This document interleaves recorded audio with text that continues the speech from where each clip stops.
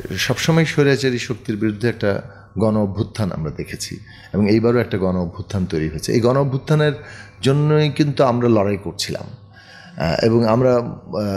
এই ছাত্রদের যে ঐতিহাসিক ভূমিকাটা সেটাও আমরা কিন্তু বারবার বলছিলাম যে ছাত্রদেরকে ওখানে যুক্ত হতে হবে, যুক্ত করতে হবে, এবং সেটা শেষ পর্যন্ত একটা পর্যায়ে এসে ছাত্ররা সেই দায়িত্বটা গ্রহণ করেছে, তারা লড়াইয়ে নেমেছে এবং যার ফলে ছাত্ররা যখন নেমেছে জনগণের বিভিন্ন অংশ সেখানে যুক্ত হয়ে পড়েছে এবং এটা একটা সাফল্যের জায়গায় গিয়েছে যে সরকারকে আমরা উৎখাত করতে পেরেছি।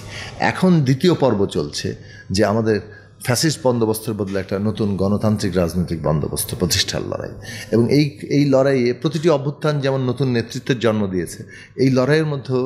রাজনৈতিক ক্ষেত্রে বলেন, ছাত্রদের ক্ষেত্রে বলেন, নতুন নেতৃত্ব আমাদের এখানে সামনে আসছে এবং এইটা অত্যন্ত ইতিবাচক দিক। ছাত্রদের মধ্যে থেকে নেতৃত্ব বেরিয়ে আসাটা আমি অত্যন্ত ইতিবাচকভাবে দেখি। যেই দেশের তরুণরা রাষ্ট্রের দায়িত্ব, রাজনীতির দায়িত্ব নিতে আগ্রহী, সেই দেশের ভবিষ্যৎ আছে। ফলে আমাদের ছাত্র তরুণদের মধ্যে এবং সমাজের বিভিন্ন অংশের মধ্যে এই সময়ে রাজনীতি নিয়ে যে তুমুল ভাবনা চলছে এবং কিভাবে আমরা একটা নতুন বন্দোবস্তে যাব, কিভাবে আমাদের গণতান্ত্রিক রূপান্তর ঘটবে, কিভাবে আমরা গণতান্ত্রিক সংবিধান করতে পারবো, রাষ্ট্র ব্যবস্থার বিভিন্ন প্রতিষ্ঠানগুলো সংস্কার করতে পারবো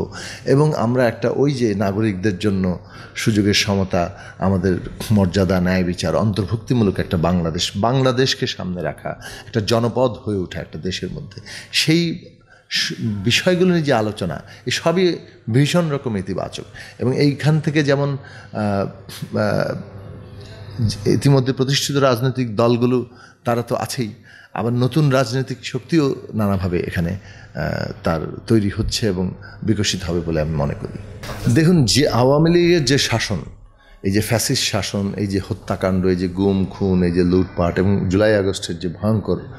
তাণ্ডব এবং হত্যাকাণ্ড, এগুলোর আমরা বিচার চাই, বিচার করতে হবে, ন্যায় বিচার হবে নতুন বাংলাদেশের যাত্রার ভিত্তি। এবং এই বিচার কার্য চলবে।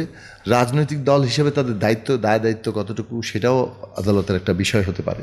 এবং সেই জায়গা থেকে আমরা বলবো যে আমাদের নীতিগত অবস্থান হচ্ছে